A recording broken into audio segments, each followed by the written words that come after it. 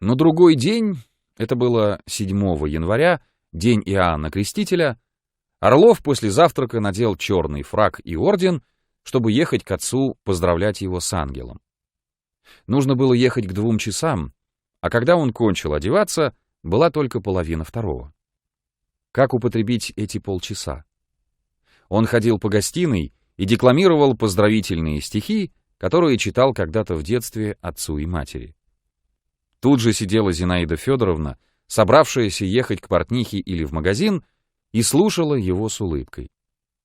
Не зная, с чего у них начался разговор, но когда я принес Орлову перчатки, он стоял перед Зинаидой Федоровной и с капризным, умоляющим лицом говорил ей: «Ради Бога, ради всего святого, не говорите вы о том, что уже известно всем и каждому.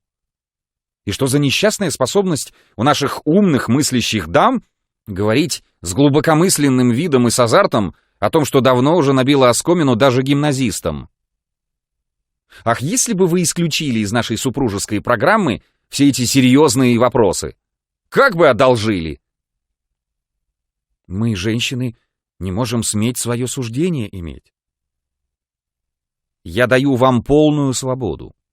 Будьте либеральны и цитируйте каких угодно авторов, но сделайте мне уступку. Не трактуйте в мое присутствие только о 2 вещах: о зловредности высшего света и о ненормальностях брака.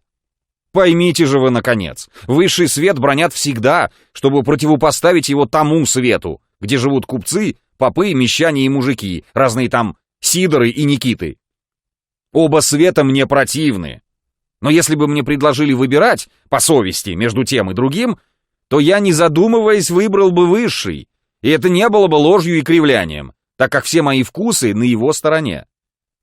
Наш свет и пошел, и пуст, но зато мы с вами хоть порядочно говорим по-французски, кое-что почитываем и не толкаем друг друга под мекитки, даже когда сильно ссоримся. А у Сидоров, Никит, и у их степенств потрафляем, топереча, чтоб тебе повылазило, и полная разнузданность кабацких нравов и идолопоклонства». «Мужик и купец кормят вас?» «Да ну так что же? Это рекомендует с дурной стороны не только меня, но и их также. Они кормят меня и ломают передо мною шапку, значит, у них не хватает ума и честности поступать иначе. Я никого не браню и не хвалю, а только хочу сказать, высший свет и низший оба лучше. Сердцем и умом я против обоих, но вкусы мои на стороне первого.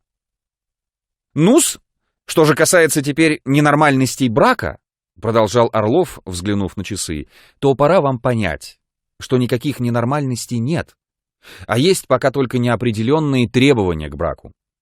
Что вы хотите от брака? В законном и незаконном сожительстве, во всех союзах и сожительствах, хороших и дурных, одна и та же сущность. Вы, дамы, живете только для одной этой сущности, она для вас все. Без нее ваше существование не имело бы для вас смысла. Вам ничего не нужно, кроме сущности. Вы и берете ее. Но с тех пор, как вы начитались повестей, вам стало стыдно брать, и вы мечетесь из стороны в сторону, меняете, очертя голову, мужчин, и чтобы оправдать эту сумятицу, заговорили о ненормальностях брака. Раз вы не можете и не хотите устранить сущности, самого главного вашего врага, вашего сатану, раз вы продолжаете рабски служить ему, то какие тут могут быть серьезные разговоры? Все, что вы не скажете мне, будет вздор и кривляние. Не поверю я вам.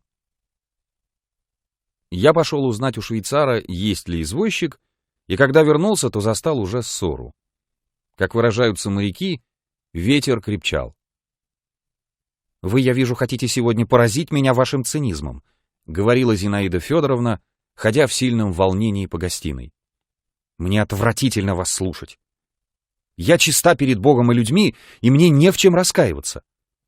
Я ушла от мужа к вам и горжусь этим. Горжусь, клянусь вам, моею честью. Ну и прекрасно.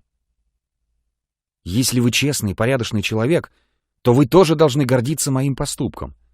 Он возвышает меня и вас над тысячами людей, которые хотели бы поступить так же, как я, но не решаются из малодушия или мелких расчетов. Но вы непорядочны. Вы боитесь свободы и насмехаетесь над честным порывом из страха, чтобы какой-нибудь невежда не заподозрил, что вы честный человек. Вы боитесь показывать меня своим знакомым. Для вас нет выше наказания, как ехать вместе со мною по улице. Что? Разве это не правда? Почему вы до сих пор не представили меня вашему отцу и вашей кузине? Почему? Нет, мне это надоело, наконец! Крикнула Зинаида Федоровна и топнула ногой.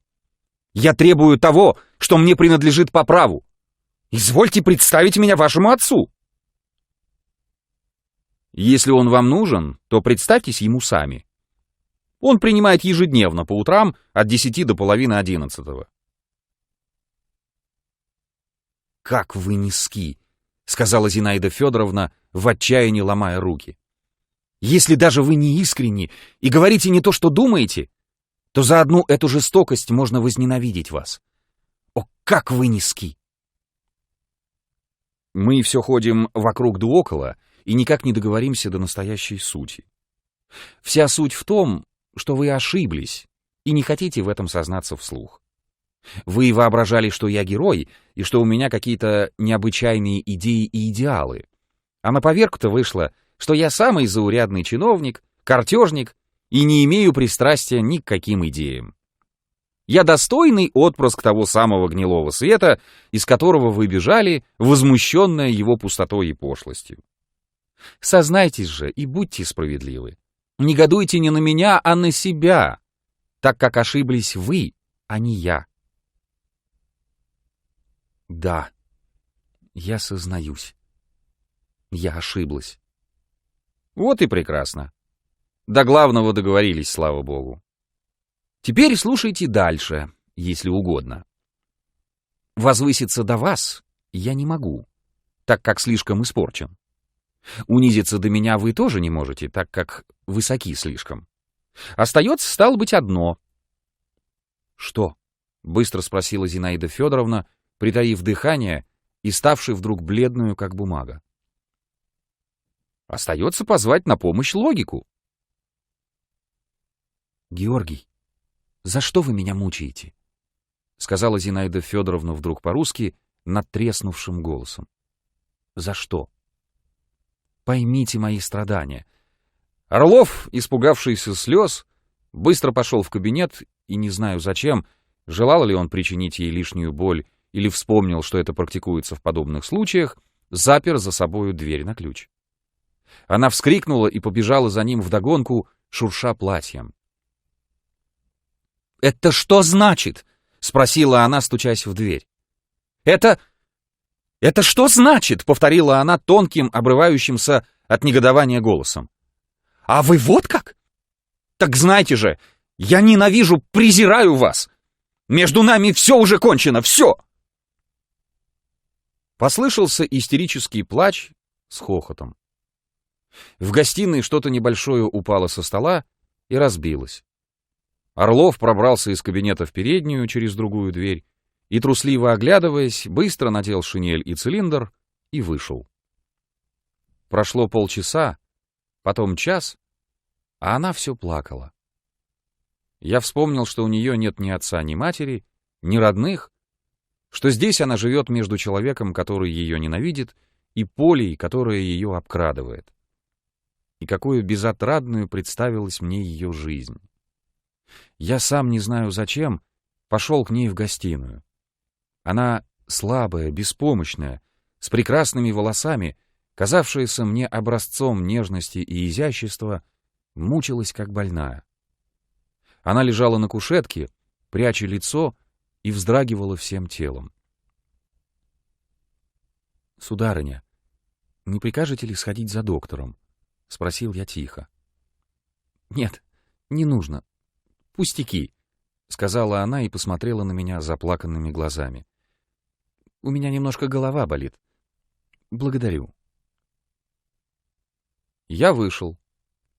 А вечером она писала письмо за письмом и посылала меня то к Пекарскому, то к Кукушкину, то к Грузину, и, наконец, куда мне угодно, лишь бы только я поскорее нашел Орлова и отдал ему письмо. Когда я всякий раз возвращался обратно с письмом, она бранила меня, умоляла, совала мне в руку деньги точно в горячке. И ночью она не спала, а сидела в гостиной и разговаривала сама с собой. На другой день Орлов вернулся к обеду, и они помирились. В первый четверг после этого Орлов жаловался своим приятелям на невыносимо тяжелую жизнь. Он много курил и говорил с раздражением. «Это не жизнь, а инквизиция. Слезы, вопли, умные разговоры, просьбы о прощении, опять слезы и вопли, а в итоге у меня нет теперь собственной квартиры. Я замучился и ее замучил. Неужели придется жить так еще месяц или два? Неужели? А ведь это возможно!» «А ты с ней поговори», — сказал Пекарский. «Пробовал, но не могу. Можно смело говорить какую угодно правду человеку самостоятельному, рассуждающему. А ведь тут имеешь дело с существом, у которого ни воли, ни характера, ни логики. Я не выношу слез, они меня обезоруживают. Когда она плачет, то я готов клясться в вечной любви и сам плакать». Пекарский не понял, почесал в раздумье свой широкий лоб и сказал: «Право, нанял бы ты ей отдельную квартиру. Ведь это так просто. Ей нужен я, а не квартира». «Да что говорить», — вздохнул Орлов.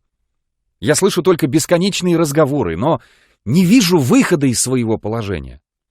Вот уж воистину без вины виноват. Не назывался груздем, а полезай в кузов. Всю свою жизнь открещивался от роли героя, всегда терпеть не мог тургеневские романы и вдруг словно насмех попал в самые настоящие герои. Уверяю честным словом, что я вовсе не герой, привожу тому неопровержимые доказательства, но мне не верят. Почему не верят? Должно быть, в самом деле у меня в физиономии есть что-нибудь геройское». «А вы поезжайте ревизовать губернии», — сказал Кукушкин со смехом. «Да только это и остается».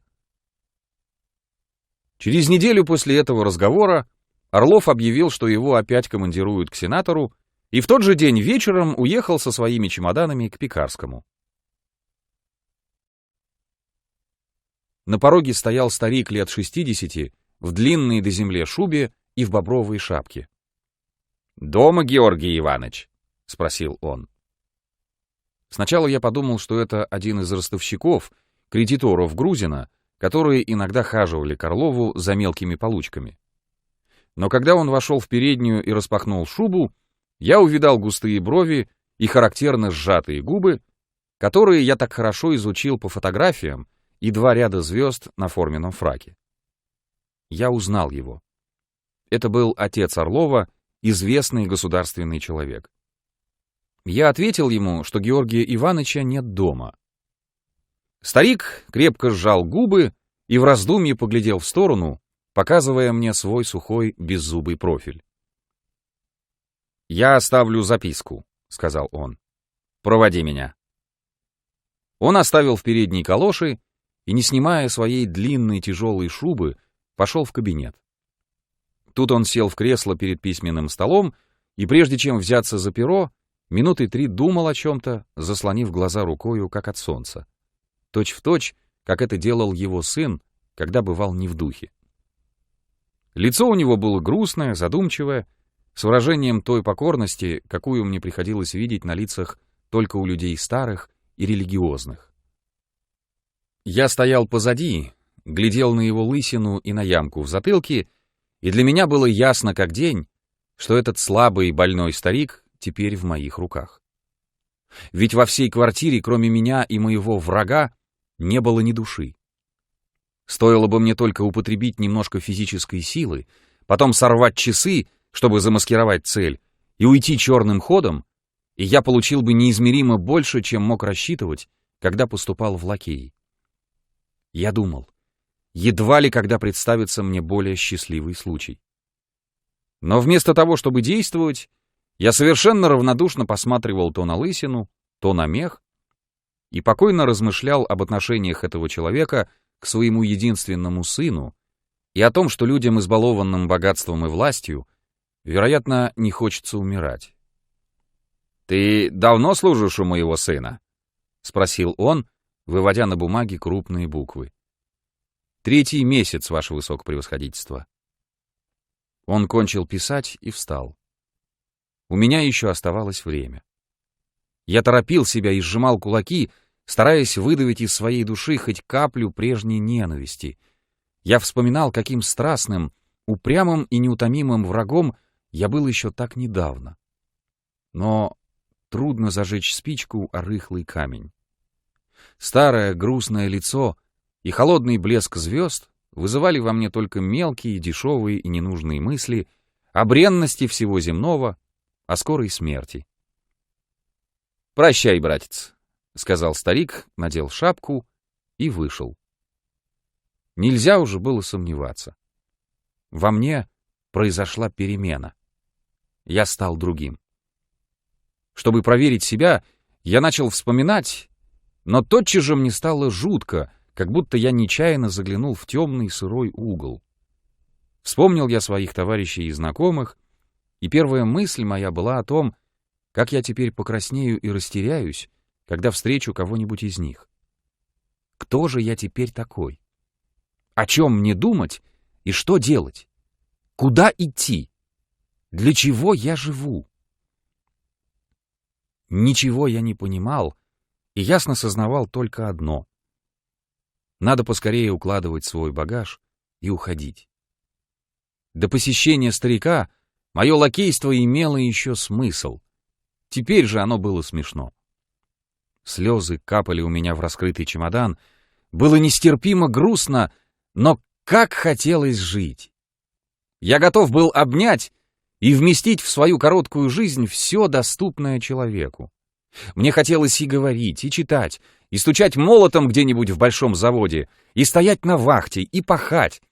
Меня тянуло и на Невский, и в поле, и в море, всюду, куда хватало мое воображение.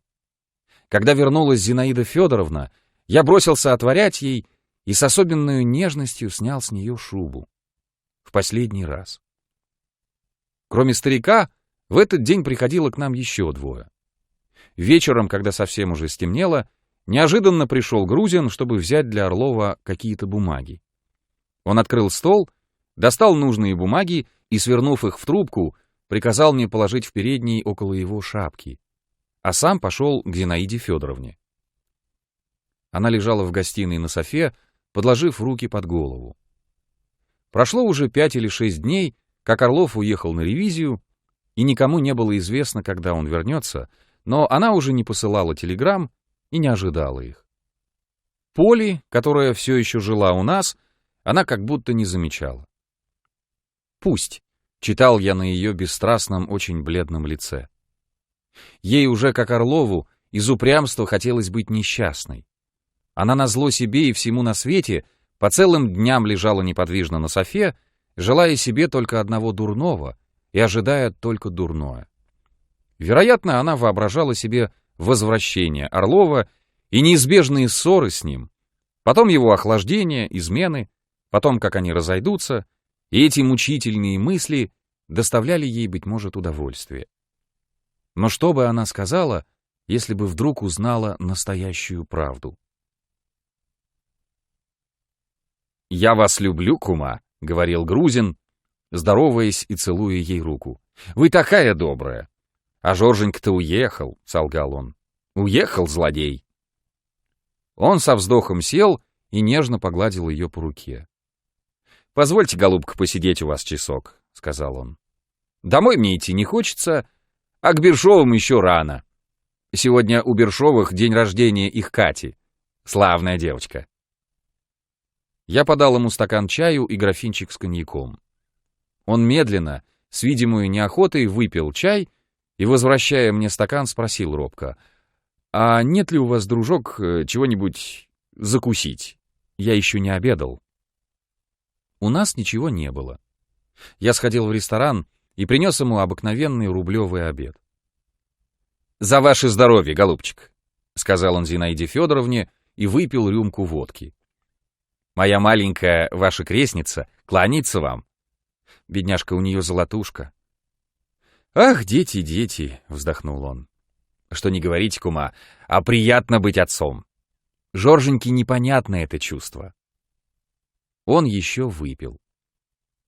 Тощий, бледный, с салфеткой на груди, точно в передничке, он с жадностью ел и, поднимая брови, виновато поглядывал то на Зинаиду Федоровну, то на меня, как мальчик. Казалось, что если бы я не дал ему рябчика или желе, то он заплакал бы. Утолив голод, он повеселел и стал со смехом рассказывать что-то о семье Бершовых, но, заметив, что это скучно, и что Зинаида Федоровна не смеется, замолчал. И как-то вдруг стало скучно. После обеда оба сидели в гостиной при свете одной только лампы и молчали. Ему тяжело было лгать, а она хотела спросить его о чем-то, но не решалась. Так прошло с полчаса. Грузин поглядел на часы. «А, пожалуй, что мне и пора». «Нет, посидите. Нам поговорить надо». Опять помолчали. Он сел за рояль, тронул один клавиш, потом заиграл и тихо запел, что день грядущий мне готовит, но по обыкновению тотчас же встал и встряхнул головой. «Сыграйте, кум, что-нибудь», — попросила Зинаида Федоровна. «Что же?» — спросил он, пожав плечами. «Я все уже перезабыл. Давно бросил». Глядя на потолок, как бы припоминая, он с чудесным выражением сыграл 2 пьесы Чайковского так тепло, так умно. Лицо у него было такое, как всегда, не умное и не глупое, и мне казалось просто чудом, что человек, которого я привык видеть среди самой низменной, нечистой обстановки, был способен на такой высокий и недосягаемый для меня подъем чувства, на такую чистоту. Зинаида Федоровна раскраснелась и в волнении стала ходить по гостиной. «А вот погодите, кума, если вспомню, я сыграю вам одну штучку», — сказал он. «Я слышал, как ее играли на виолончели». Сначала робко и подбирая, затем с уверенностью он наиграл лебединую песню Сен-Санса. Сыграл и повторил. «Мило ведь?» — сказал он. Взволнованная Зинаида Федоровна остановилась около него и спросила. «Кум, скажите мне искренно, по-дружески, что вы обо мне думаете?» «Что же сказать?» — проговорил он, поднимая брови. «Я люблю вас и думаю о вас одно только хорошее. Если же вы хотите, чтобы я говорил вообще по интересующему вас вопросу, продолжал он, вытирая себе рукав около локтя и хмурясь, то, милая, знаете ли что?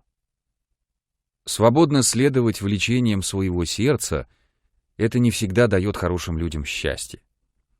Чтобы чувствовать себя свободным и в то же время счастливым, мне кажется, надо не скрывать от себя, что жизнь жестока, груба и беспощадна в своем консерватизме, и надо отвечать ей тем, чего она стоит. То есть быть так же, как она, грубым и беспощадным в своих стремлениях к свободе. Я так думаю. «Куда мне?» — печально улыбнулась Зинаида Федоровна. «Я уже утомилась, кум. Я так утомилась, что не пошевельну пальцем для своего спасения». «Ступайте, кума, в монастырь!» Это он сказал шутя, но после его слов у Зинаиды Федоровны, а потом и у него самого, на глазах заблестели слезы.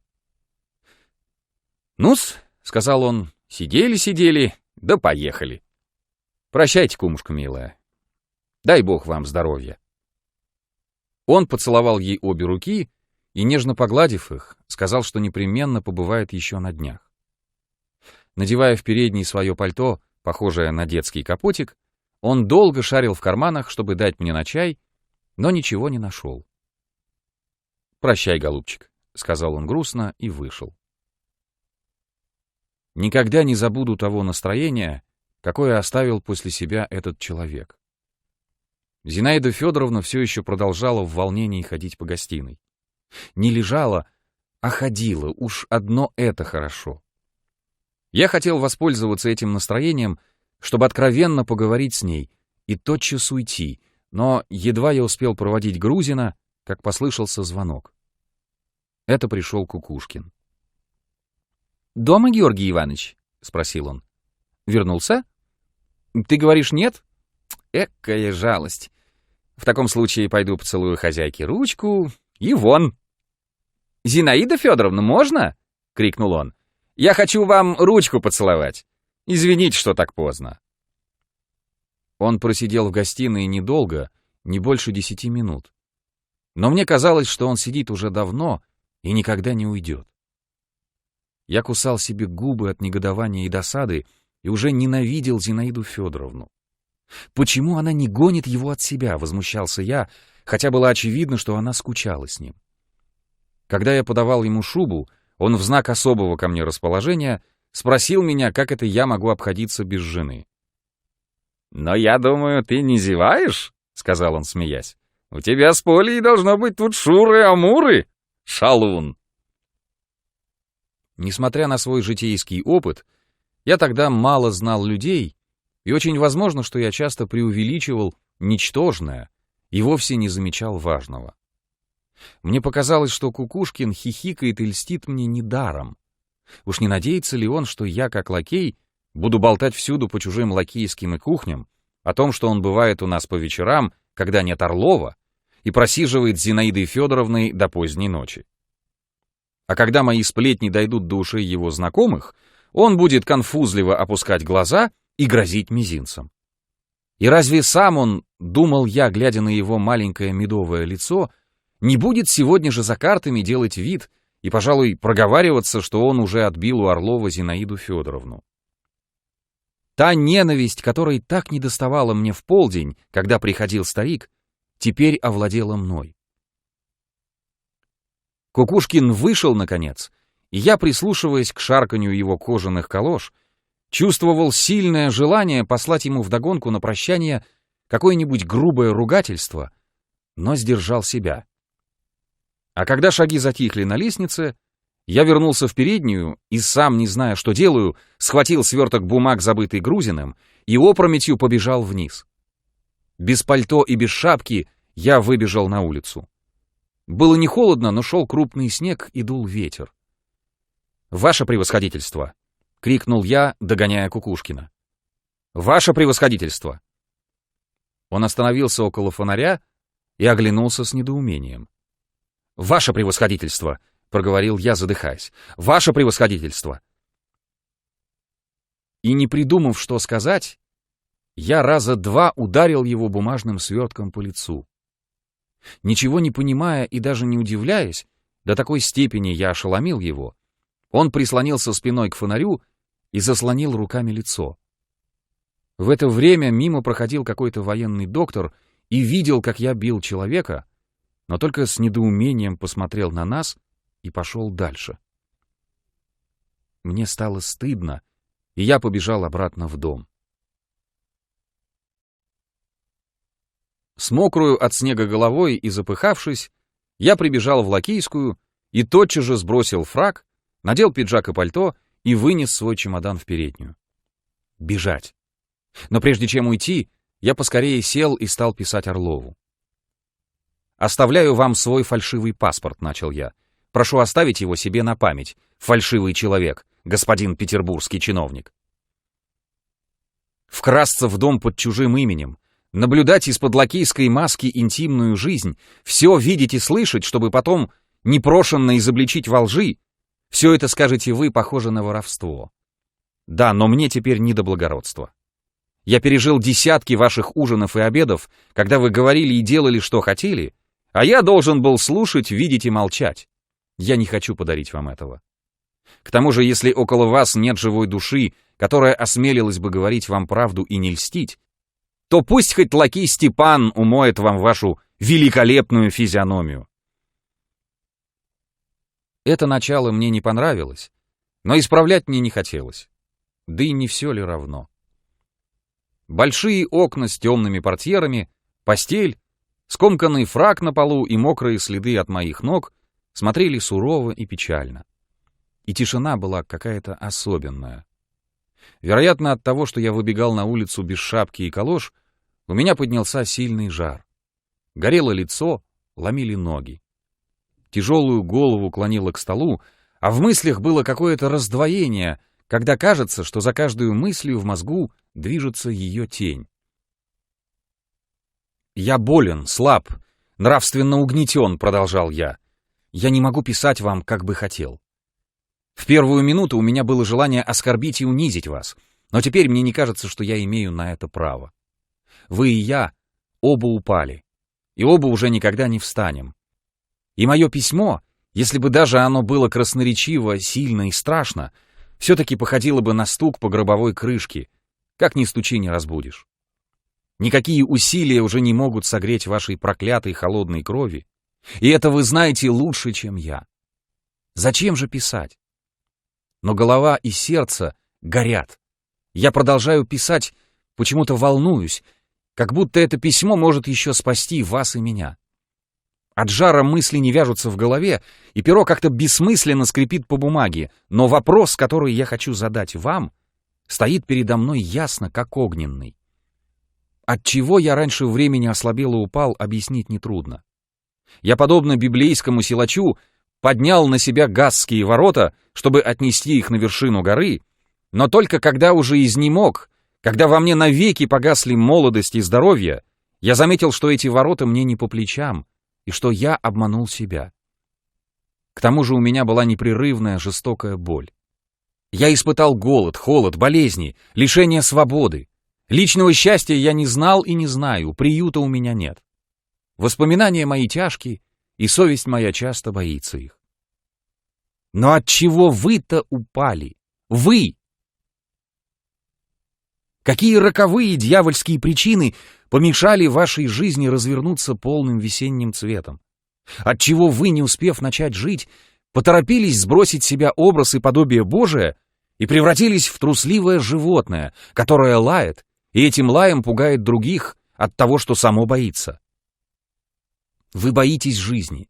Боитесь, как азиат, тот самый, который по целым дням сидит на перине и курит кальян.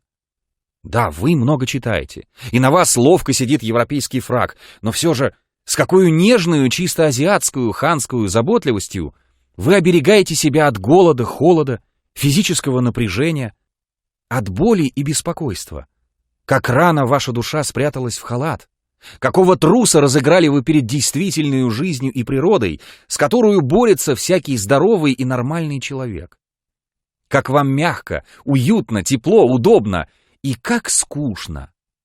Да, бывает убийственно, беспросветно скучно, как в одиночной тюрьме, но вы стараетесь спрятаться и от этого врага.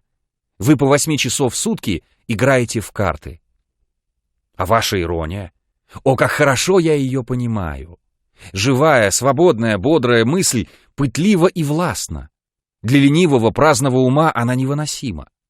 Чтобы она не тревожила вашего покоя, вы, подобно тысячам ваших сверстников, поспешили с молоду поставить ее в рамки. Вы вооружились ироническим отношением к жизни, или, как хотите называйте, и сдержанная, припугнутая мысль не смеет прыгнуть через тот палисадник, который вы поставили ей. И когда вы глумитесь над идеями, которые якобы всем вам известны, то вы похожи на дезертира, который позорно бежит с поля битвы, но, чтобы заглушить стыд, смеется над войной и над храбростью. Цинизм заглушает боль. В какой-то повести Достоевского старик топчет ногами портрет своей любимой дочери, потому что он перед нею не прав. А вы, гадко и пошловато, посмеиваетесь над идеями добра и правды, потому что уже не в силах вернуться к ним. Всякий искренний и правдивый намек на ваше падение страшен вам, и вы нарочно окружаете себя людьми, которые умеют только льстить вашим слабостям. И недаром вы так боитесь слез. Кстати, ваши отношения к женщине. Бесстыдство мы унаследовали с плотью и кровью и в бесстыдстве воспитаны.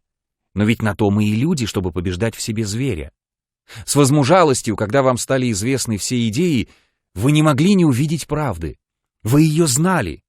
Но вы не пошли за ней, а испугались ее, и чтобы обмануть свою совесть, стали громко уверять себя, что виноваты не вы, а сама женщина, что она так же низменна, как и ваши отношения к ней. Разве холодные, скабрезные анекдоты, лошадиный смех, все ваши бесчисленные теории о сущности, неопределенных требованиях к браку, о 10 су, которые платит женщине французский рабочий, ваши вечные ссылки на бабью логику, лживость, слабость и прочее, Разве все это не похоже на желание во что бы то ни стало пригнуть женщину низко к грязи, чтобы она и ваши отношения к ней стояли на одном уровне? Вы слабый, несчастный, несимпатичный человек. В гостиной заиграла на рояле Зинаида Федоровна, стараясь вспомнить пьесу Сен-Санса, которую играл Грузин. Я пошел и лег на постель. Но, вспомнив, что мне пора уходить, поднялся через силу и с тяжелую горячую головой опять пошел к столу. «Но вот вопрос», — продолжал я. «От чего мы утомились? Отчего мы, вначале такие страстные, смелые, благородные, верующие, к 30-35 годам становимся уже полными банкротами? Отчего один гаснет в чахотке, другой пускает пулю в лоб, третий ищет забвение в водке, картах, четвертый, чтобы заглушить страх и тоску, цинически топчет ногами портрет своей чистой, прекрасной молодости? Отчего мы, упавший раз, уже не стараемся подняться и, потерявши одно, не ищем другого? Отчего? Разбойник, висевший на кресте, сумел вернуть себе жизненную радость и смелую, осуществимую надежду, хотя, быть может, ему оставалось жить не больше часа. У вас впереди еще длинные годы, и я, вероятно, умру не так скоро, как кажется. Что, если бы чудом настоящее оказалось сном, страшным кошмаром, и мы проснулись бы обновленные, чистые, сильные, гордые своею правдой? Сладкие мечты жгут меня, и я едва дышу от волнения. Мне страшно хочется жить. Хочется, чтобы наша жизнь была свята, высока и торжественна, как свод небесный. Будем жить. Солнце не восходит 2 раза в день, и жизнь дается не дважды. Хватайтесь же цепко за остатки вашей жизни и спасайте их. Больше я не написал ни одного слова. Мыслей было много в голове, но все они расплывались и не укладывались в строки. Не окончив письма, я подписал свое звание, имя и фамилию и пошел в кабинет. Было темно. Я нащупал стол и положил письмо. Должно быть, в потемках я натыкался на мебель и производил шум. «Кто там?» — послышался тревожный голос из гостиной. И тотчас же на столе часы нежно пробили 1:00 ночи. В потемках я, по крайней мере, с полминуты царапал дверь, нащупывая ее. Потом медленно отворил и вошел в гостиную. Зинаида Федоровна лежала на кушетке и, поднявшись на локоть, глядела мне навстречу. Не решаясь заговорить, я медленно прошел мимо, и она проводила меня взглядом. Я постоял немного в зале и опять прошел мимо, и она посмотрела на меня внимательно и с недоумением, даже со страхом. Наконец я остановился и проговорил через силу. «Он не вернется». Она быстро встала на ноги и смотрела на меня, не понимая. «Он не вернется», — повторил я, и у меня страшно застучало сердце. «Он не вернется, потому что не уезжал из Петербурга. Он живет у Пекарского».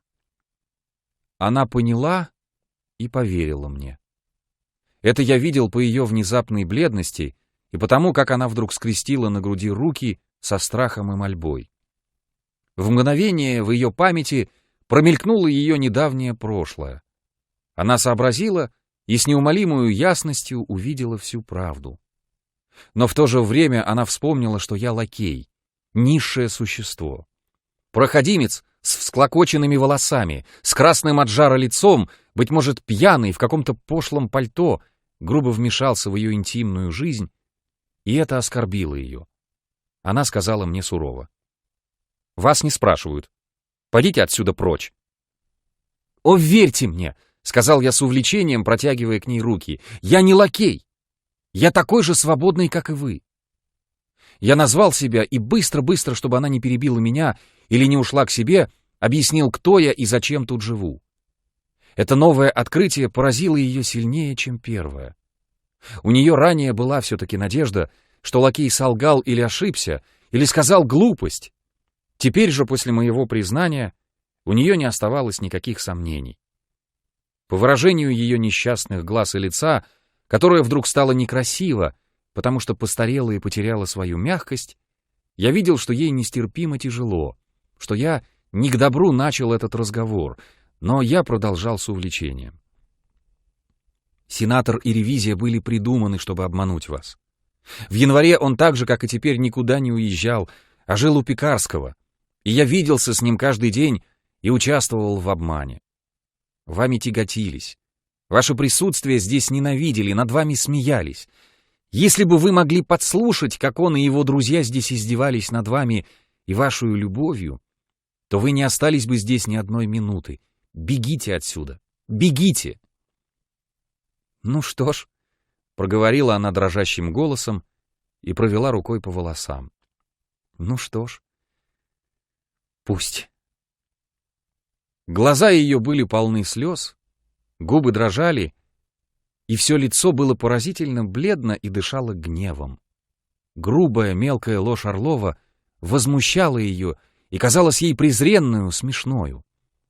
Она улыбалась, и мне не нравилась эта ее улыбка. «Ну что ж», — повторила она и опять провела рукой по волосам. «Пусть. Он воображает, что я умру от унижения. А мне смешно. Напрасно он прячется». Она отошла от рояля и сказала, пожав плечами: «Напрасно. Было бы проще объясниться, чем прятаться и скитаться по чужим квартирам. У меня есть глаза, я сама давно уже видела, и только ждала его приезда, чтобы окончательно объясниться». Потом она села в кресло около стола и, склонивши голову на ручку дивана, горько заплакала. В гостиной горела одна только свеча в канделябре, и около кресел, где она сидела, было темно. Но я видел, как вздрагивали ее голова и плечи, и как волосы, выбиваясь из прически, закрывали шею, лицо, руки. В ее тихом, ровном плаче, не истерическом, обыкновенном женском плаче, слышались оскорбления, униженная гордость, обида и то безысходное, безнадежное, чего нельзя уже исправить и к чему нельзя привыкнуть. В моей взволнованной, страдающей душе ее плач отзывался эхом. Я уже забыл про свою болезнь и про все на свете, ходил по гостиной и бормотал растерянно: «Что же это за жизнь? О, нельзя так жить! Нельзя! Это безумие, преступление, а не жизнь!» «Какое унижение!» — говорила она сквозь плач. «Жить вместе, улыбаться мне в то время, как я ему в тягость, смешна. О, какое унижение!» Она приподняла голову и, глядя на меня заплаканными глазами сквозь волосы, мокрые от слез, и, поправляя эти волосы, мешавшие ей смотреть на меня, спросила: «Они смеялись?» «Этим людям были смешны и вы, и ваша любовь, и Тургенев, которого вы будто бы начитались. И если мы оба сейчас умрем с отчаяния, то это им будет тоже смешно. Они сочинят смешной анекдот и будут рассказывать его на вашей панихиде». «Да что о них говорить», — говорил я с нетерпением, — «надо бежать отсюда. Я не могу оставаться здесь дольше ни одной минуты». Она опять заплакала, а я отошел к роялю и сел. «Что же мы ждем?» — спросил я уныло. «Уже 3-й час». «Ничего я не жду», — сказала она. «Я пропала». «Зачем говорить так? Давайте-ка лучше обдумаем вместе, что нам делать. Ни вам, ни мне уже нельзя оставаться здесь. Куда вы намерены ехать отсюда?» Вдруг в передней раздался звонок. У меня ёкнуло сердце. Уж не Орлов ли это, которому пожаловался на меня Кукушкин? Как мы с ним встретимся? Я пошел отворять. Это была Поля. Она вошла, стряхнула в передней со своего бурнуса снег и, не сказав мне ни слова, отправилась к себе. Когда я вернулась в гостиную, Зинаида Федоровна, бледная как мертвец, стояла посреди комнаты и большими глазами смотрела мне навстречу. «Кто это пришел?» — спросила она тихо. «Поля», отвечал я. Она провела рукой по волосам и в изнеможении закрыла глаза. «Я сейчас уеду отсюда», — сказала она. «Вы будете добры, проводите меня на петербургскую сторону. Теперь который час?» «Без четверти 3». Когда мы, немного погодя, вышли из дому, на улице было темно и безлюдно. Шел мокрый снег, и влажный ветер хлестал по лицу.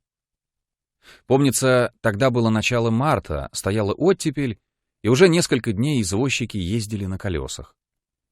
Под впечатлением черной лестницы, холода, ночных потемок и дворника в тулупе, который опросил нас, прежде чем выпустил за ворота, Зинаида Федоровна совсем ослабела и пала духом. Когда мы сели в пролетку и накрылись верхом, она, дрожа всем телом, торопливо заговорила о том, как она мне благодарна. «Я не сомневаюсь в вашем доброжелательстве, но мне стыдно, что вы беспокоитесь», — бормотала она. «О, я понимаю, понимаю. Когда сегодня был Грузин, я чувствовала, что он лжет и что-то скрывает. Ну что ж, пусть. Но все-таки мне совестно, что вы так беспокоитесь». У нее оставались еще сомнения. Чтобы окончательно рассеять их, я приказал извозчику ехать по Сергиевской. Остановивший его у подъезда Пекарского, я вылез из пролетки и позвонил. Когда вышел швейцар, я громко, чтобы могла слышать Зинаида Федоровна, спросил, дома ли Георгий Иванович. «Дома», — ответил он. «С полчаса как приехал. Должно уж спит. А тебе что?» Зинаида Федоровна не выдержала и высунулась из пролетки. «А давно Георгий Иванович живет здесь?» — спросила она. «Уже 3-ю неделю». «И никуда не уезжал?» «Никуда», — ответил швейцар и посмотрел на меня с удивлением. «Передай ему завтра пораньше, — сказал я, — что к нему из Варшавы сестра приехала. Прощай». Затем мы поехали дальше. В пролетке не было фартука, и снег валил на нас хлопьями, и ветер, особенно на Неве, пронизывал до костей. Мне стало казаться, что мы давно уже едем, давно страдаем, и что я давно уже слышу, как дрожит дыхание у Зинаиды Федоровны. Я мельком, в каком-то полубреду, точно засыпая, оглянулся на свою странную, бестолковую жизнь, и вспомнилась мне почему-то мелодрама «Парижские нищие», которую я раза 2 видел в детстве. И почему-то, когда я, чтобы встряхнуться от этого полубреда, выглянул из-под верха и увидел рассвет, все образы прошлого, все туманные мысли вдруг слились у меня в одну ясную, крепкую мысль. Я и Зинаида Федоровна погибли уже безвозвратно. Это была уверенность, как будто синее холодное небо содержало в себе пророчество, но через мгновение я думал уже о другом и верил в другое. «Что же я теперь?» — говорила Зинаида Федоровна голосом, сиплым от холода и сырости. «Куда мне идти? Что делать?» Грузин сказал: «Ступайте в монастырь». О, я пошла бы! Переменила бы одежду, свое лицо, имя, мысли, все, и спряталась бы навеки. Но меня не пустят в монастырь. Я беременна. «Мы завтра поедем с вами за границу», — сказал я. «Нельзя это. Муж не даст мне паспорта. Я провезу вас без паспорта». Извозчик остановился около двухэтажного деревянного дома, выкрашенного в темный цвет. Я позвонил. Принимая от меня небольшую легкую корзинку, единственный багаж, который мы взяли с собой, Зинаида Федоровна как-то кисло улыбнулась и сказала: «Это мои бижу». Но она так ослабла, что была не в силах держать эти бижу. Нам долго не отворяли. После 3-го или 4-го звонка в окнах замелькал свет, и послышались шаги, кашель, шепот. Наконец щелкнул замок, и в дверях показалась полная баба с красным испуганным лицом. Позади ее, на некотором расстоянии, стояла маленькая худенькая старушка с стриженными седыми волосами, в белой кофточке и со свечой в руках. Зинаида Федоровна вбежала в сени и бросилась к этой старушке на шею. «Нина, я обманута!» — громко зарыдала она. «Я обманута грубо, гадко! Нина, Нина!» Я отдал бабе корзинку. Дверь заперли, но все еще слышались рыдания и крик «Нина!». Я сел в пролетку и приказал извозчику ехать не спеша к Невскому. Нужно было подумать и о своем ночлеге. На другой день, перед вечером, я был у Зинаиды Федоровны. Она сильно изменилась. На ее бледном, сильно похудевшем лице не было уже и следа слез, и выражение было другое. Не знаю, от того ли, что я видел ее теперь при другой обстановке, далеко не роскошной, и что наши отношения были уже иные, или, быть может, сильное горе положило уже на нее свою печать, она не казалась теперь такую изящную и нарядную, как всегда. Фигура у нее стала как будто мельче, в движениях, в походке, в ее лице я заметил излишнюю нервность, порывистость, как будто она спешила, и не было прежней мягкости даже в ее улыбке. Я был одет теперь в дорогую пару, которую купил себе днем. Она окинула взглядом прежде всего эту пару и шляпу в моей руке, потом остановила нетерпеливый, испытующий взгляд на моем лице, как бы изучая его. «Ваше превращение мне все еще кажется каким-то чудом», — сказала она. «Извините, я с таким любопытством осматриваю вас. Ведь вы необыкновенный человек». Я рассказал ей еще раз, кто я и зачем жил у Орлова, и рассказывал об этом дольше и подробнее, чем вчера. Она слушала с большим вниманием и, не дав мне кончить, проговорила. «Там у меня все уже кончено. Знаете, я не выдержала и написала письмо. Вот ответ». На листке, который она подала мне, почерком Орлова было написано: «Я не стану оправдываться, но, согласитесь, ошиблись вы, а не я. Желаю счастья и прошу поскорее забыть уважающего вас Г.О. Постскриптум посылаю ваши вещи».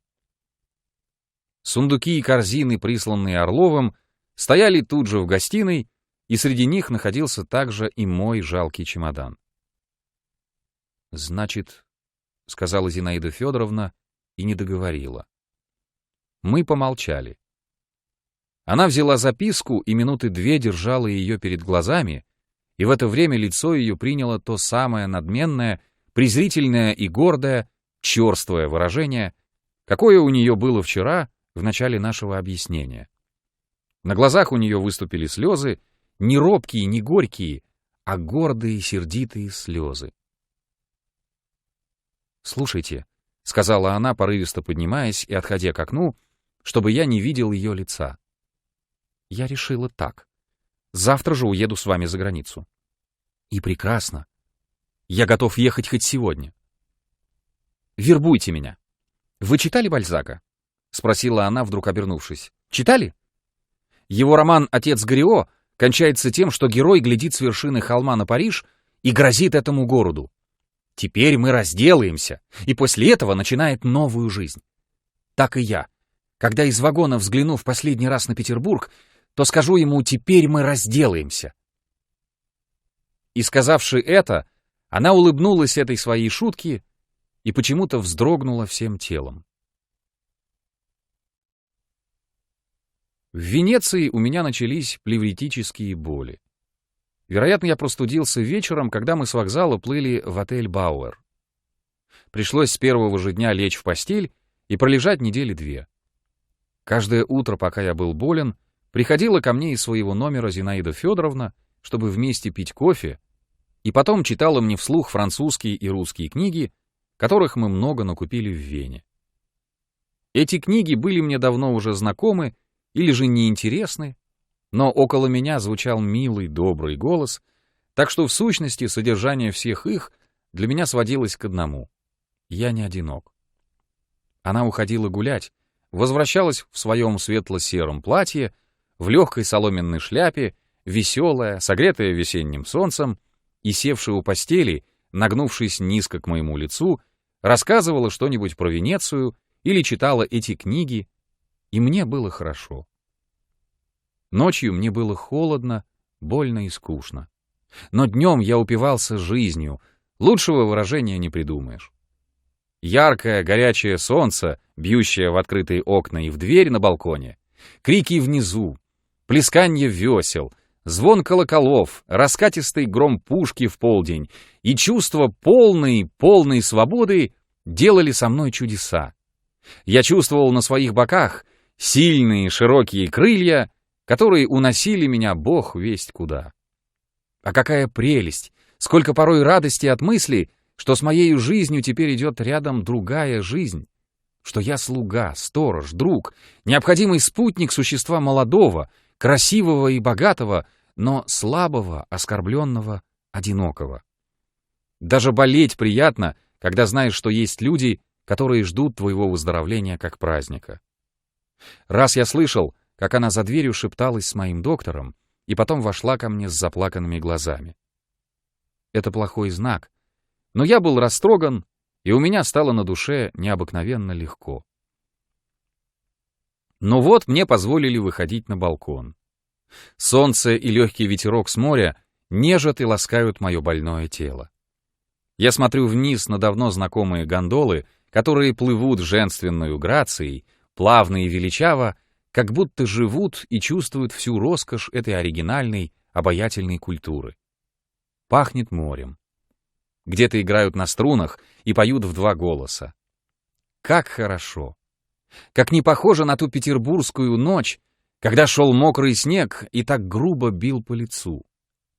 Вот если взглянуть прямо через канал, то видно взморье и на горизонте, и на просторе солнце рябит по воде так ярко, что больно смотреть. Тянет душу туда, к родному, хорошему морю, которому я отдал свою молодость. Жить хочется. Жить и больше ничего. Через 2 недели я стал ходить куда мне угодно. Я любил сидеть на солнышке, слушать гондольера, не понимать и по целым часам смотреть на домик, где, говорят, жила Дездемона.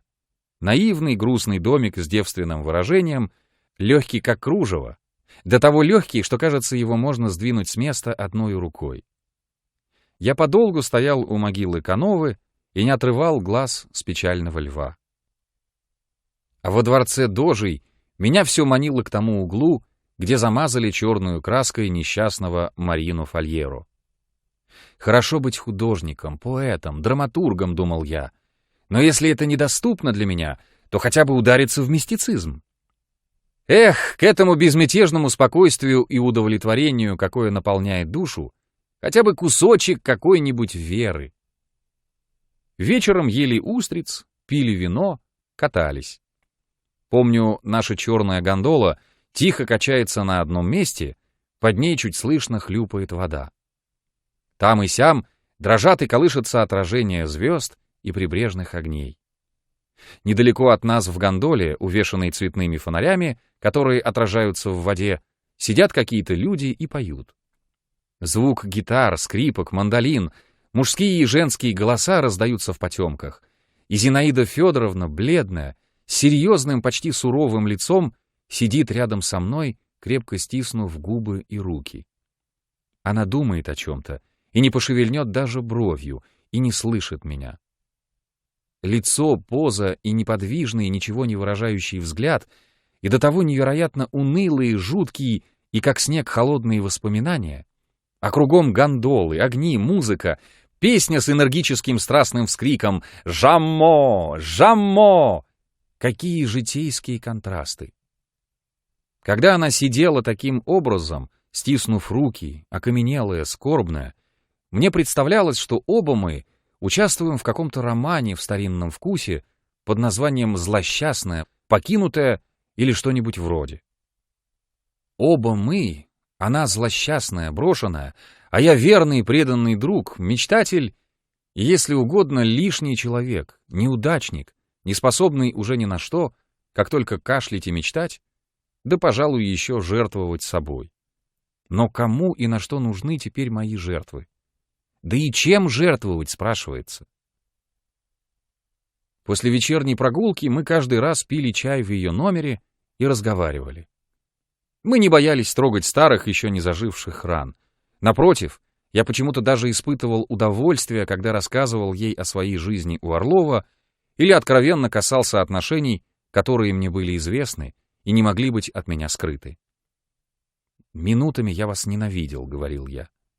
Когда он капризничал, снисходил и лгал, то меня поражало, как это вы ничего не видите, не понимаете, когда все так ясно.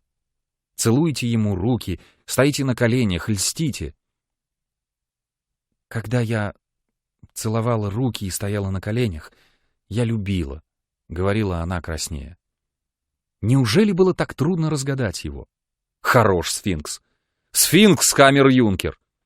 Я ни в чем вас не упрекаю, храни Бог, — продолжал я, чувствуя, что я грубоват, что у меня нет светскости и той деликатности, которая так нужна, когда имеешь дело с чужой душой. Раньше, до знакомства с ней, я не замечал в себе этого недостатка. «Но как вы могли не угадать?» — повторял я, но уже тише и неувереннее. «Вы хотите сказать, что презираете мое прошлое, и вы правы», — говорила она в сильном волнении. «Вы принадлежите к особенному разряду людей, которых нельзя мерить на обыкновенный аршин. Ваши нравственные требования отличаются исключительной строгостью. И я понимаю, вы не можете прощать. Я понимаю вас, и если иной раз я противоречу, то это не значит, что я иначе смотрю на вещи, чем вы. Говорю я прежний вздор просто от того, что еще не успела износить своих старых платьев и предрассудков. Я сама ненавижу и презираю свое прошлое, и Орлова, и свою любовь. Какая это любовь? Теперь даже смешно все это, — говорила она, подходя к окну и глядя вниз на канал. Все эти любви только туманят совесть и сбивают с толку. Смысл жизни только в одном — в борьбе. Наступить каблуком на подлую змеиную голову, и чтобы она крак! Вот в чем смысл. В этом одном. Или же вовсе нет смысла? Я рассказывал ей длинные истории своего прошлого и описывал свои в самом деле изумительные похождения. Но о той перемене, какая произошла во мне, я не обмолвился ни одним словом. Она с большим вниманием слушала меня всякий раз и в интересных местах потирала руки, как будто с досадой, что ей не удалось еще пережить такие же приключения, страхи и радости, но вдруг задумывалась, уходила в себя, и я уже видел по ее лицу, что она не слушает меня. Я закрывал окна, выходящие на канал, и спрашивал, не затопить ли камин. «Нет, бог с ним, мне не холодно», — говорила она, вяло улыбаясь. «Я только ослабела вся. Знаете, мне кажется, что за последнее время я страшно поумнела. У меня теперь необыкновенные, оригинальные мысли. Когда я, например, думаю о прошлом, о своей тогдашней жизни, о людях вообще, то все это сливается у меня в одно — в образ моей мачехи. Грубая, наглая, бездушная, фальшивая, развратная и к тому же еще морфинистка. Отец, слабый и бесхарактерный, женился на моей матери из-за денег и вогнал ее в чахотку. А эту вот свою вторую жену, мою мачеху, любил страстно, без памяти. Натерпелась я. Ну да что говорить. Так вот, все, говорю я, сливается в один образ. И мне досадно. Зачем мачеха умерла? Хотелось бы теперь встретиться с ней. Зачем? Так, не знаю, — отвечала она со смехом, красиво встряхивая головой. Спокойной ночи. Выздоравливайте. Как только поправитесь, займемся нашими делами. Пора. Когда я, уже простившись, брался за ручку двери, она говорила: «Как думаете, Поля все еще живет у него?» «Вероятно». И я уходил к себе. Так мы прожили целый месяц. В один пасмурный полдень, когда оба мы стояли у окна в моем номере и молча глядели на тучи, которые надвигались с моря, и на посиневший канал, и ожидали, что сейчас хлынет дождь, и когда уж узкая густая полоса дождя, как марля, закрыла взморье, нам обоим вдруг стало скучно. В тот же день мы уехали во Флоренцию. Дело происходило уже осенью в Ницце. Однажды утром, когда я зашел к ней в номер, она сидела в кресле, положив ногу на ногу, сгорбившись, осунувшись, закрыв лицо руками и плакала горько навзрыд, и ее длинные непричесанные волосы падали ей на колени. Впечатление чудного, удивительного моря, которое я только что видел, про которое хотел рассказать, вдруг оставило меня, и сердце мое сжалось от боли. «О чем вы?» — спросил я. Она отняла одну руку от лица и махнула мне, чтобы я вышел. «Ну о чем вы?» — повторил я, и в первый раз за все время нашего знакомства поцеловал у нее руку. «Нет-нет, ничего», — проговорила она быстро. «Ах, ничего. Уйдите. Видите, я не одета». Я вышел в страшном смущении. Покой и беспечальное настроение, в каком я так долго находился, были отравлены состраданием. Мне страстно хотелось пасть к ее ногам, умолять, чтобы она не плакала в одиночку, а делилась бы со мной своим горем.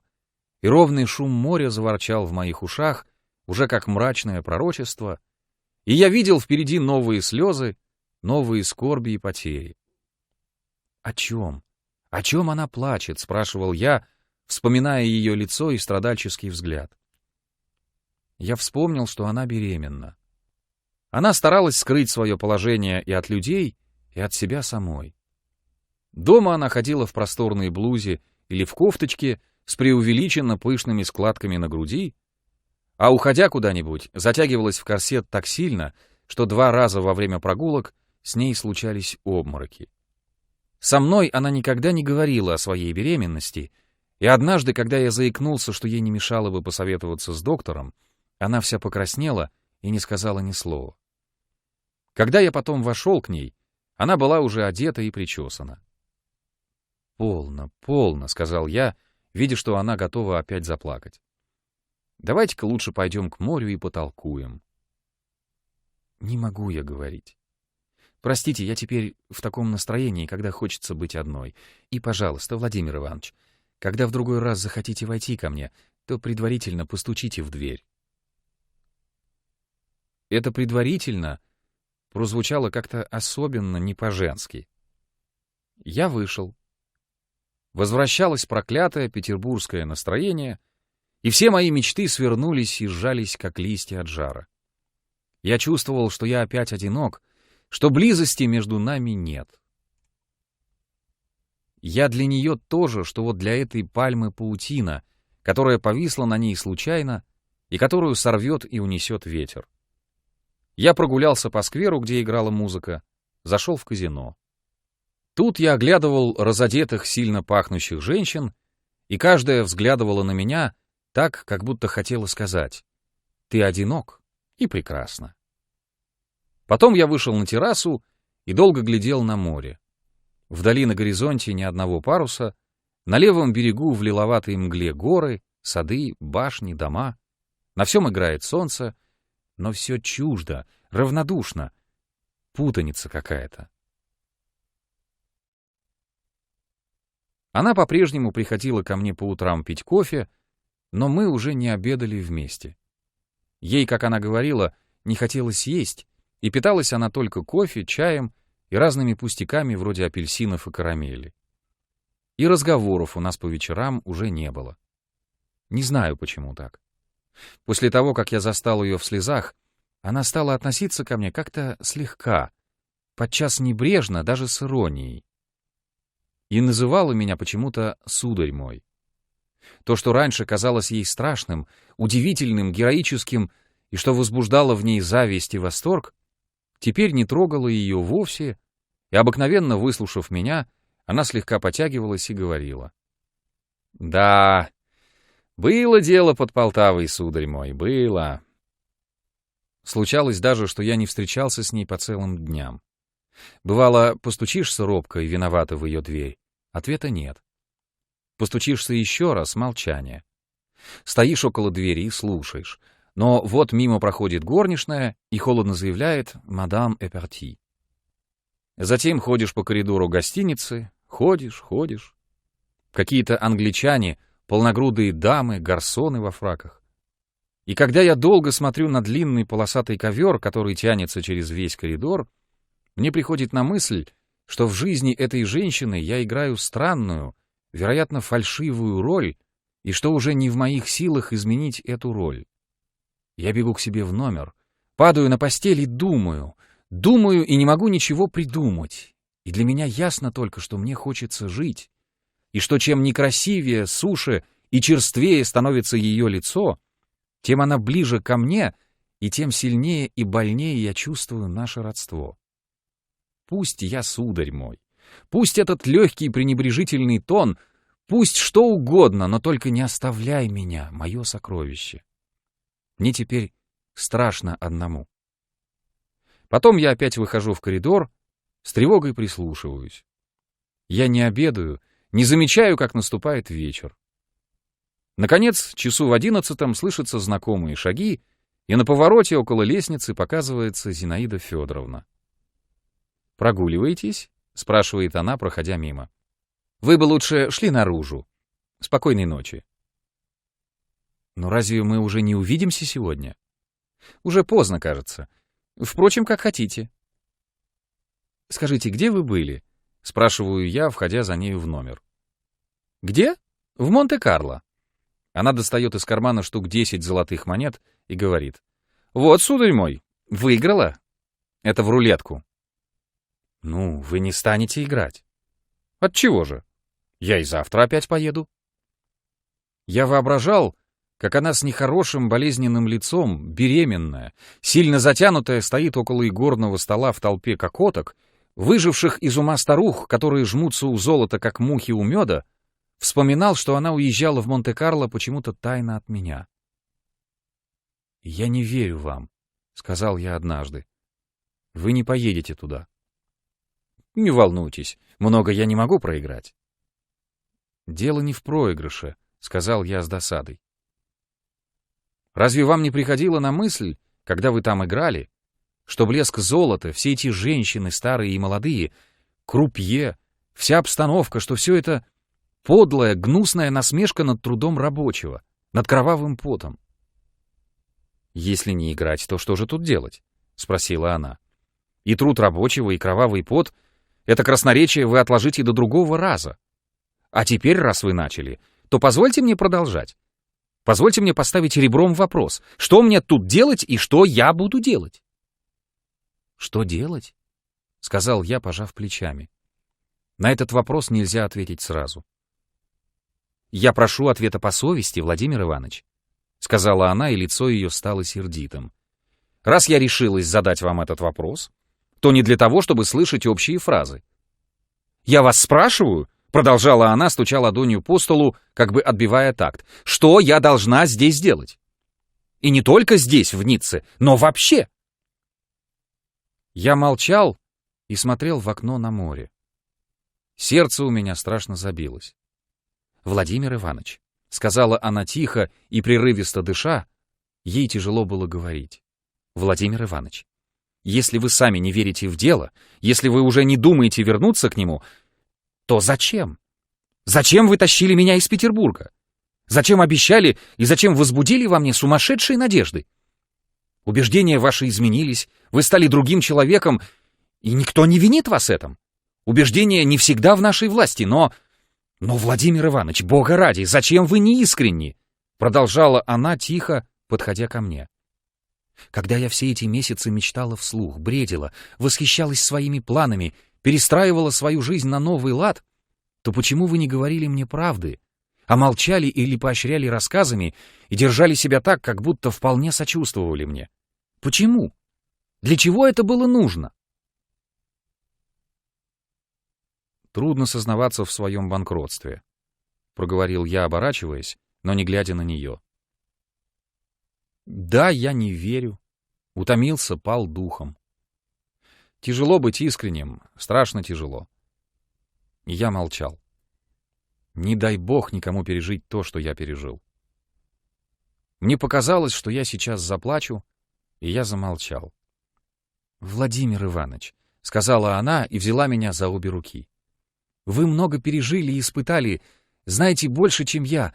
Подумайте серьезно и скажите, что мне делать? Научите меня. Если вы сами уже не в силах идти и вести за собой других, то, по крайней мере, укажите, куда мне идти. Согласитесь, ведь я живой, чувствующий и рассуждающий человек. Попасть в ложное положение, играть какую-то нелепую роль — мне это тяжело. Я не упрекаю, не обвиняю вас, а только прошу. Принесли чай. «Ну что же?» — спросила Зинаида Федоровна, подавая мне стакан. «Что вы мне скажете?» «Не только свету, что в окне», — ответил я. «И кроме меня есть люди, Зинаида Федоровна». «Так вот укажите мне их», — живо сказала она. «Я об этом только и прошу вас». «И еще я хочу сказать», — продолжал я. «Служить идее можно не в одном каком-нибудь поприще. Если ошиблись, изверились в одном, то можно отыскать другое. Мир идей широк и неисчерпаем». «Мир идей», — проговорила она и насмешливо поглядела мне в лицо. «Так уж лучше мы перестанем». Что уж тут. Она покраснела. «Мир идей», — повторила она и отбросила салфетку в сторону, и лицо ее приняло негодующее, брезгливое выражение. «Все эти ваши прекрасные идеи, я вижу, сводятся к одному, неизбежному и необходимому шагу. Я должна сделаться вашей любовницей. Вот что нужно. Носиться с идеями и не быть любовницей честнейшего, идейнейшего человека значит не понимать идей. Надо начинать с этого, то есть с любовницы, а остальное само приложится». «Вы раздражены, Зинаида Федоровна», — сказал я. «Нет, я искренна!» — крикнула она, тяжело дыша. «Я искренна!» «Вы искренне, быть может, но вы заблуждаетесь, и мне больно слушать вас». «Я заблуждаюсь!» — засмеялась она. «Кто бы говорил, да не вы, сударь мой! Пусть я покажусь вам неделикатной, жестокой, но куда ни шло, вы любите меня? Ведь любите?» Я пожал плечами. «Да, пожимайте плечами!» — продолжала она насмешливо. «Когда вы были больны, я слышала, как вы бредили. Потом постоянно эти обожающие глаза, вздохи, благонамеренные разговоры о близости, духовном родстве. Но главное, почему вы до сих пор были неискренни? Почему вы скрывали то, что есть, а говорили о том, чего нет? Сказали бы с самого начала, какие, собственно, идеи заставили вас вытащить меня из Петербурга. Так бы уж я и знала. Отравилась бы тогда, как хотела, и не было бы теперь этой нудной комедии. До чего говорить?» — она махнула на меня рукой и села. «Вы говорите таким тоном, как будто подозреваете во мне бесчестные намерения», — обиделся я. «Ну да уж ладно. Что уж тут. Я не намерения подозреваю в вас, а то, что у вас никаких намерений не было. Будь они у вас, я бы уж знала их. Кроме идей и любви у вас ничего не было. Теперь идеи и любовь, а в перспективе я любовница. Таков уж порядок вещей и в жизни, и в романах. Вот вы бранили его», — сказала она и ударила ладонью по столу. «А ведь поневоле с ним согласишься. Недаром он презирает все эти идеи». «Он не презирает идей, а боится их!» — крикнул я. «Он трус и лжец!» «Ну да уж ладно! Он трус, лжец и обманул меня. А вы? Извините за откровенность, вы кто? Он обманул и бросил меня на произвол судьбы в Петербурге, а вы обманули и бросили меня здесь. Но тот хоть идей не приплетал к обману, а вы...» «Бога ради!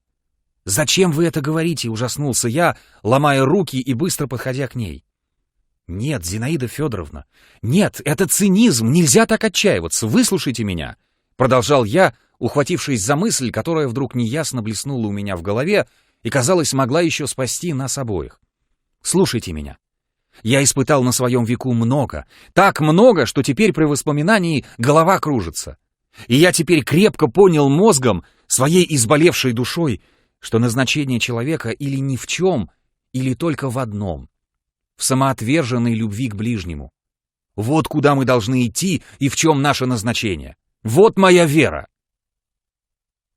Дальше я хотел говорить о милосердии, о всепрощении, но голос мой вдруг зазвучал неискренно, и я смутился.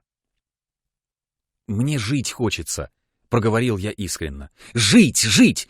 Я хочу мира, тишины, хочу тепла. Вот этого моря, вашей близости! О, как бы я хотел внушить и вам эту страстную жажду жизни! Вы только что говорили про любовь, но для меня было бы довольно и одной близости вашей, вашего голоса, выражения лица. Она покраснела и сказала быстро, чтобы помешать мне говорить. Вы любите жизнь, а я ее ненавижу. Стало быть, дороги у нас разные. Она налила себе чаю, но не дотронулась до него, пошла в спальню и легла. «Я полагаю, нам бы лучше прекратить этот разговор», — сказала она мне оттуда. «Для меня все уже кончено, и ничего мне не нужно. Что ж тут разговаривать еще?» «Нет, не все кончено. Ну да ладно. Знаю я. Надоело. Будет». Я постоял, прошелся из угла в угол и вышел в коридор. Когда потом, поздно ночью, я подошел к ее двери и прислушался, мне явственно послышался плач. На другой день утром лакей, подавая мне платье, сообщил с улыбкой, что госпожа из 13-го номера родит. Я кое-как оделся и, замирая от ужаса, поспешил к Зинаиде Федоровне. В ее номере находились доктор, акушерка и пожилая русская дама из Харькова, которую звали Дарьей Михайловной. Пахло эфирными каплями. Едва я переступил порог, как из комнаты, где лежала она, послышался тихий жалобный стон, и точно это ветер донес мне его из России. Я вспомнил Орлова, его иронию, Полю, Неву, снег хлопьями, потом пролетку без фартука, пророчество, какое я прочел на холодном утреннем небе, и отчаянный крик «Нина, Нина!». «Вы сходите к ней», — сказала дама. Я вошел к Зинаиде Федоровне с таким чувством, как будто я был отцом ребенка. Она лежала с закрытыми глазами, худая, бледная, в белом чепчике с кружевами. Помню, два выражения были на ее лице. Одно равнодушное, холодное, вялое, другое детское и беспомощное, какое придавал ей белый чепчик. Она не слышала, как я вошел, или, быть может, слышала, но не обратила на меня внимания. Я стоял, смотрел на нее и ждал. Но вот лицо ее покривилось от боли, она открыла глаза и стала глядеть в потолок, как бы соображая, что с ней. На лице ее выразилось отвращение. «Гадко», — прошептала она. «Зинаида Федоровна», — позвал я слабо. Она равнодушно, вяло поглядела на меня и закрыла глаза. Я постоял немного и вышел. Ночью Дарья Михайловна сообщила мне, что родилась девочка, но что роженица в опасном положении, потом по коридору бегали, был шум.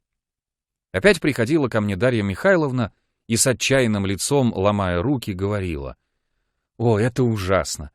Доктор подозревает, что она приняла яд. О, как нехорошо ведут себя здесь русские!» А на другой день в полдень Зинаида Федоровна скончалась. Прошло 2 года. Обстоятельства изменились, я опять поехал в Петербург и могу жить тут уже не скрываясь. Я уже не боялся быть и казаться чувствительным, и весь ушел в отеческое, или вернее, идолопоклонническое чувство, какое возбуждала во мне Соня, дочь Зинаиды Федоровны. Я кормил ее из своих рук, купал, укладывал спать, не сводил с нее глаз по целым ночам и вскрикивал, когда мне казалось, что нянька ее сейчас уронит. Моя жажда обыкновенной обывательской жизни с течением времени становилась все сильнее и раздражительнее, но широкие мечты остановились около Сони, как будто нашли в ней, наконец, именно то, что мне нужно было. Я любил эту девочку безумно. В ней я видел продолжение своей жизни, и мне не то чтобы казалось, а я чувствовал, почти веровал, что когда, наконец, я сброшу с себя длинное, костлявое, бородатое тело, то буду жить в этих голубых глазках, в белокурых шелковых волосиках и в этих пухлых розовых ручонках, которые так любовно гладят меня по лицу и обнимают мою шею.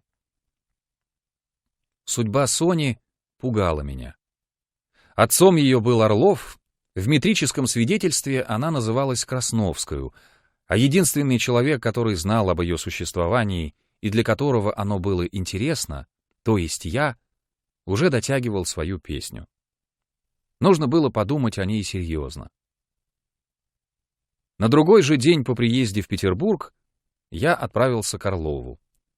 Отворил мне толстый старик с рыжими бакинами и без усов, по-видимому, немец. Поля, убиравшая в гостиной, не узнала меня, но зато Орлов узнал тотчас же.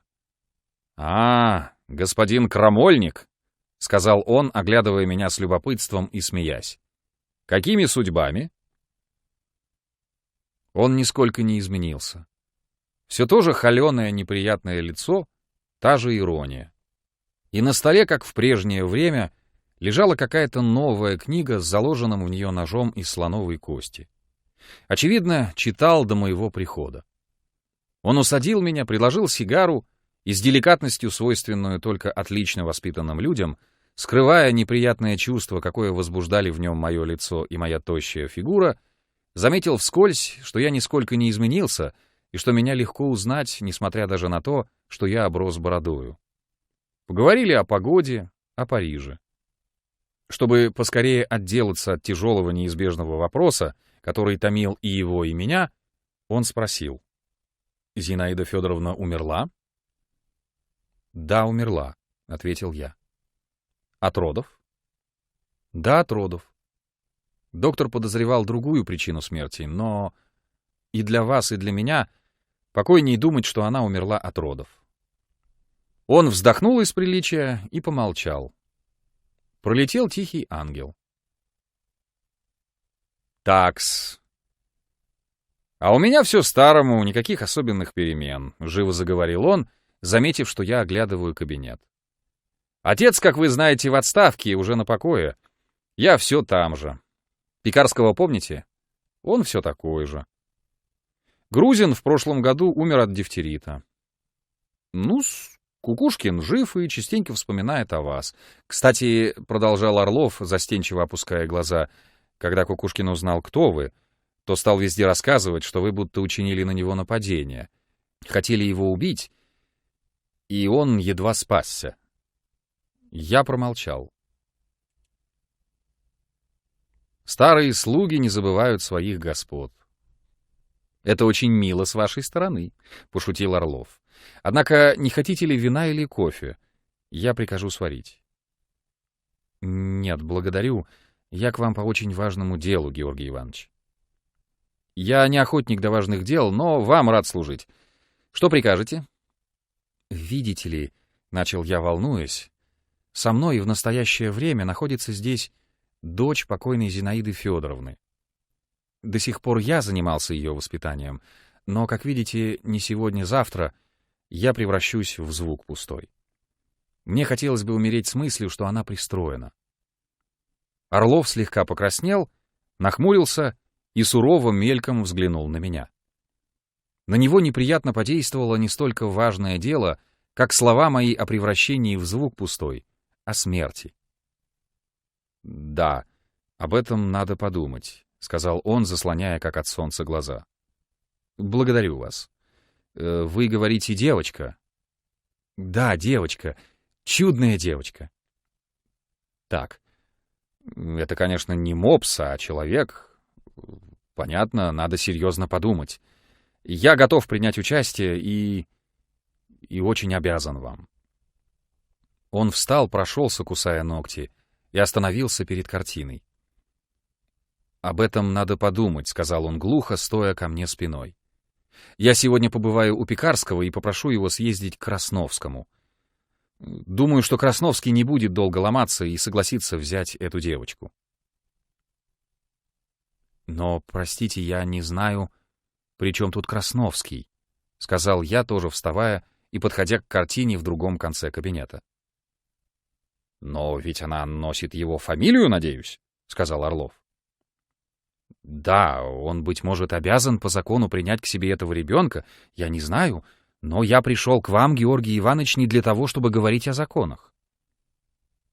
«Да-да, вы правы», — живо согласился он. «Я, кажется, говорю вздор, но вы не волнуйтесь. Мы все это обсудим ко взаимному удовольствию. Не одно, так другое, не другое, так третье, а так или иначе этот щекотливый вопрос будет решен. Пекарский все устроит.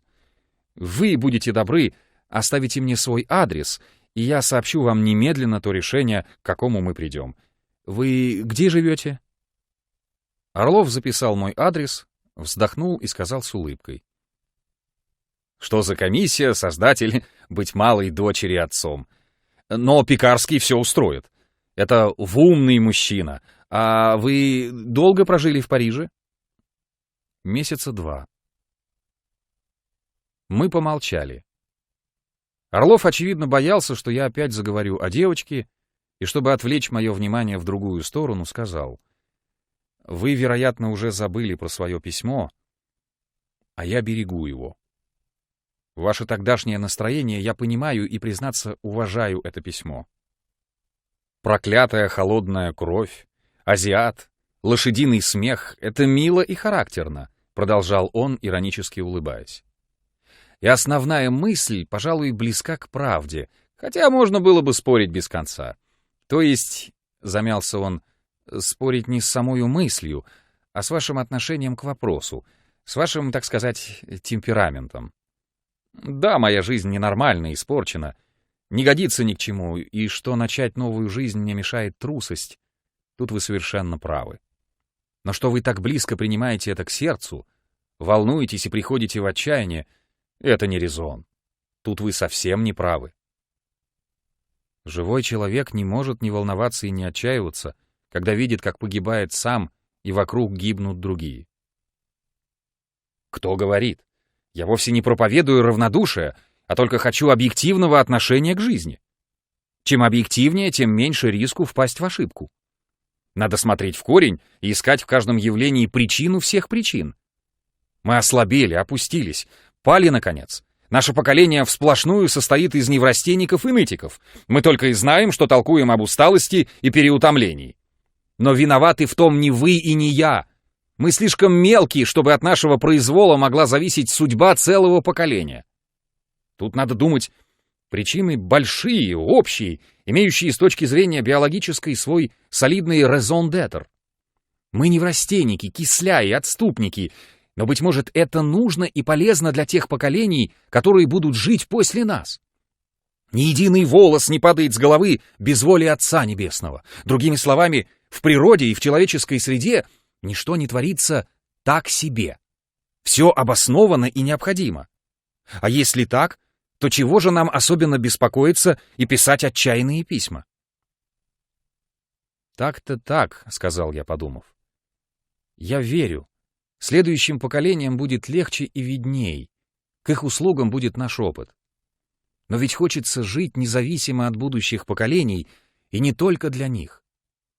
Жизнь дается один раз, и хочется прожить ее бодро, осмысленно, красиво. Хочется играть видную, самостоятельную, благородную роль. Хочется делать историю, чтобы те же поколения не имели права сказать про каждого из нас: то было ничтожество или еще хуже того. Я верю и в целесообразность, и в необходимость того, что происходит вокруг, но какое мне дело до этой необходимости? Зачем пропадать моему «я»?